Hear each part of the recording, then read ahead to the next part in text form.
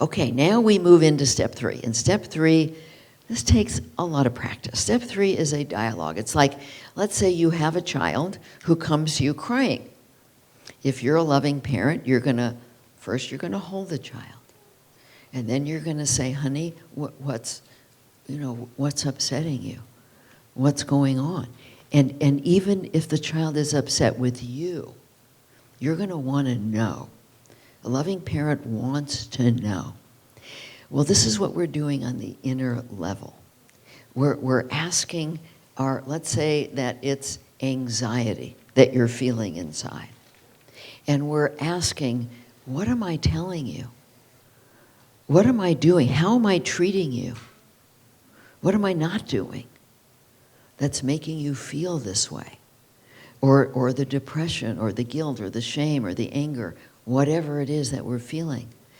What am I doing? How am I treating you?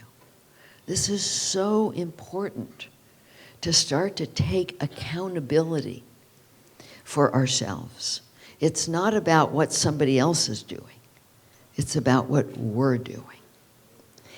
And then we go inside and we let the answer come from inside, not from our mind. So often when I do this with first-time clients, they say, well, I can't figure it out. And I say, don't figure it out. You can't figure it out. This is not a mind thing. Breathe inside. Let the answer come from inside. Because that soul, that inner child, will tell you if he or she trusts you to listen.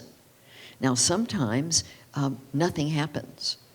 And what I say to my clients is that then you've got to start to work on being a loving adult. Imagine that you have adopted a foster child, and this child had been ignored or abused and comes into your home, and you want the child, you want to connect to the child, but you try to, and the child just doesn't trust you.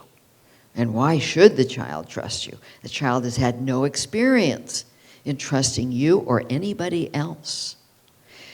So it takes time if you bring in this foster child or you adopt an older child. It takes time.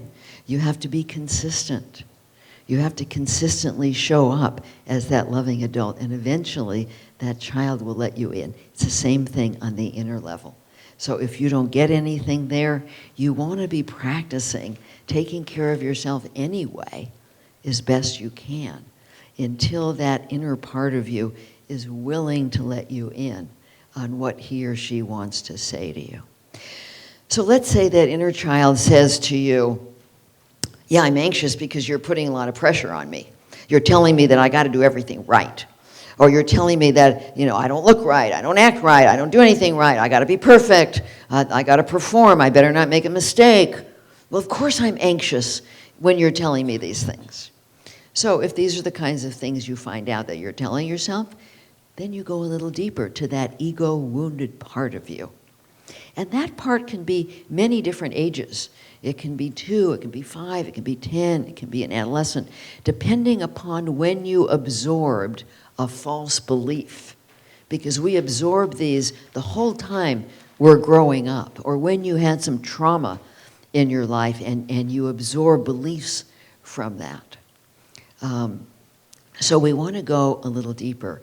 We want to say to that wounded part, there must be a good reason that you're putting this pressure on us. What do you hope to gain by judging and pressuring ourselves and telling ourselves we have to do everything right and that we have to be perfect?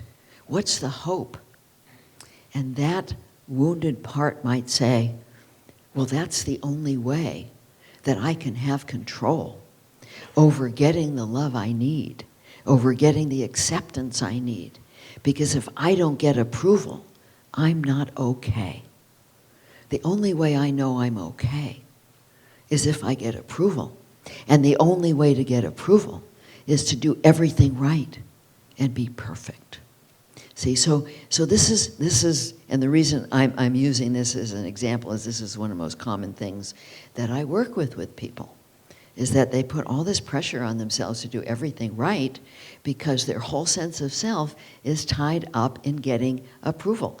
Imagine the stress that that's creating in your body. And that was me. That was me when I started to do inner bonding. I was always anxious. Always. In fact, my mother took me to a psychiatrist when I was 5 years old because I was so anxious. She thought it was my fault, not because she yelled at me all the time. In fact, I remember this tall, skinny psychiatrist, and after talking to me and talking to her, and I'm 5 years old, and he looks at me and he says, "Tell your mom not to yell at you." And I remember thinking, you tell her. I'm only 5 years old. She's not going to listen to me. And then my next thought was, I can do a better job than you. And that's when I decided to do the work I do. I was 5 years old because I knew I could do it better than the psychiatrist was doing it. And so that's how I got into doing this. Where was I? What was I? I got off track. Okay, so I learned to put all that pressure on myself because that's what we learn to do.